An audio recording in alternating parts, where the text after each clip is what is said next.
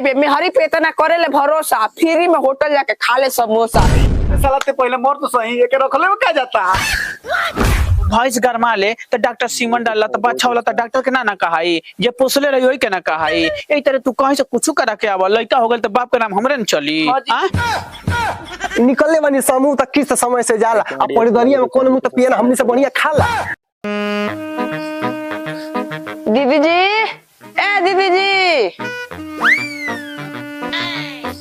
पता अरे छोटकी उमा रो रो के सुनाला नहीं का जी, तब से चिल्लातनी। ए आओ हेने बैठ का के बैठी जी, भोर हरिये से जागल बानी, पूरा देही में दर्द उठ गइल बाटे। एक तो काम करत करत एको मिनट फुर्सत नहीं छ मिलत, आ रहुआ तो जानते बानी इज्जत का पारे पे आ गइल बाटे। केतनो करम मरद कुल के कुछ बुझाए वाला नहीं खे जी। एमे कौन झूठ बात बारी छोटकी, मेहरारू के कितना तरह तरह के बीमारी बा, मर्दी कुन के का करे बा, उनके तो बस काम से मतलब बा। बोले मेहरारू काम कर कर मर तब तो मरद दर्द नहीं खा बुझ। हमार दर्द के कहत रे, आते तो जानते बारे कि हमार 3-3 वो लड़का बने स, आ उनका कहत नहीं कोई साल से ले चल के ऑपरेशन करा तो सुनते नहीं बानी। अबे बताओ ऊंच नीच हो जाई तो सियान सियान लड़का भइने स का सोची हस। यही के मारे तो हम 5 साल पहले अपन ऑपरेशन करा ले रहनी। अगर मान ली कोनो गलती होई तो मेहरारू न झेलिए स, मरद त काम करके निकल जाइए स।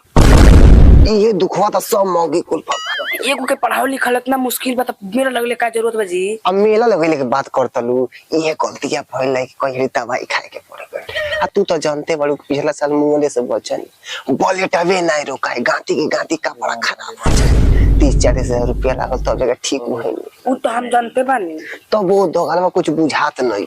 बाकी कुल काम ठीक नहीं खे दीदी, पापे पर पाप होता देही के नाश होता। हम तो कहते न जल्दी से अपन केहू तेरा ऑपरेशन करा ली। मैं तो नमस्ते खुश रही मौका या कर का हो का करे आई लेलियो का करे लगलू चली ना आवत नहीं। का पेनहा जानी बे जात न बिया का जाइए भाभी बतावा ना, घरे पौनी पसारी आइल बड़ी सा शादी बियाह के घर बा, 1 मिनट के फुर्सत नहीं थे यहाँ आके गलचौर करत है। अच्छा चलो ए दीदी सुनी ना, सुनी कहे की रहल कि काल सगुन उठी, पूरा परिवार को जकबे खाए के बियाह के दिन ठीक बना। सुनो ये कोनिया बा अगिया तो मंजूर बा, लेकिन केहू खाई नहीं जाए। काहे दीदी? आ काहे का ई त आदला के बदला बा, पहले रहिया तू ही ना देखैले बारू। आ का राह देखैले बानी जी, रवि देवरे के शादी रे ना अपनी जे, लेकिन नेवता तो भेजले रहनी ना। हां तो तू नेवता देले बारू तो इनियो से नेवता चल जाए, लेकिन केहू खाए नहीं जाए। अब बताए दीदी, वहाँ के कंपनी से छुट्टी ना मिले, आ छोटका के हमरी पेपर चलत रहे, कैसे छोड़ के आ जाई बताई? ए सुन जेके रिश्ता चलावे के रहेला ना उ सऊदी से आ जाला, ते पंजाब से नहीं आ पहिले। बियाह में ना अपन एक मतलब खान पान होता है, सब छूट जाई। ए तेरे को बकरी के लेके रवि बुढ़ऊ से झगड़ा भइले, ओही के चलते हम ननद के बियाह में खाए ना आइने, जबकि खुनवा एक के ह। हां जो खुनवा एक करे इतनी भौते ना, आ तोर बुढ़वा कम पिन का 10 साली तेल लगाओ तो आवेला खाए। केतन हमार बुढ़वा रहल ना, तोरी बुढ़वा इतना नीचे ना रहल, ठीक बा? ए सुनो नीचे मत बनाओ तो कोई नतीजा छोड़ा नहीं। का नतीजा ना छोड़बू, खाइल में त खियाए अन्ना खया तिनके कलरिया ढकले चला जाए। करे करे मोगा हाथ लगे दे कर ठीक है। ते हम का नीचे बनाइबे रे, तनी खुदे नीचे मारस देख ले, अपनी मारते के मारत ले, तनी लाज धले लाज। तो हमार मेहरारू हमके मारे चाहे काटे, तोर मर्द तो के ना मारे लका मारे ला रे मौगा, लेकिन तोरे से मेहरारू से लात नहीं खाला। हाय हाय हाय जानते ने त कितना निमन हुए ना, यारे से भाई कुल के बोला के मर्द के मरवैले रहले, 20 दिले मुंह ना देखै ना। जवन सवतिया झूठ बोले पर घर दुआर जड़ जावा, हे सूरज भगवान ओकर मांग खड़े उजड़ जा। ए सुना, अगर हम मर जाए तमनी मेहरारू के तार मर्दा लेके रखी का।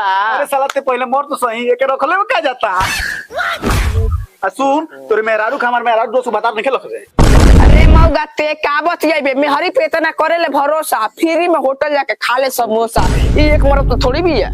सुन मेहर हमार छिनार ना के फ्री में जाके खाई, अपने मरद के उड़ावे ले कमाई, आ तोरे काहे फटत रे हमर माई। तब का सही कहतलू रे मौगा उड़ावे खातिर तोरे बट्टे मुंह रे, खाली खइले के खातिर लेला सब 5 गो समूह रे। ये तो तानी का कमाई बक्के ने खेजाना। निकलने वाली समूह तक किस समय से जाला, अब परिदरिया में कौन मुंह तो पियन हमनी से बढ़िया खाला। गार फटे लेकिन पावर ना घटे, रोज मुर्गा मीट खानी के बुझल है। किस्त तो भाड़ाला नहीं बात करे ले खुला, आ मीटिंग में साहब तो धइल रहना झूला। अरे लाज कर रे छिनरी, लाज कर। तेहू तक किस्त लेके भर ढील ले आ हर हफ्ते साहब से बरंचे बम्मी ले। तेहू कम बड़े का नजर के बाहर दिले मिश्रा पर चलाई, आ सेंटर पर मीटिंग में गईने पिटाई। एकरा से पहले पानी के छीना रहा है। बा चले ते का बोलत ले तो लगे कुछ बा ओए के तोर मेरा तोर भरोसे ना रहेले बिना भरोसा के 3 गो हो गेल मासु ना।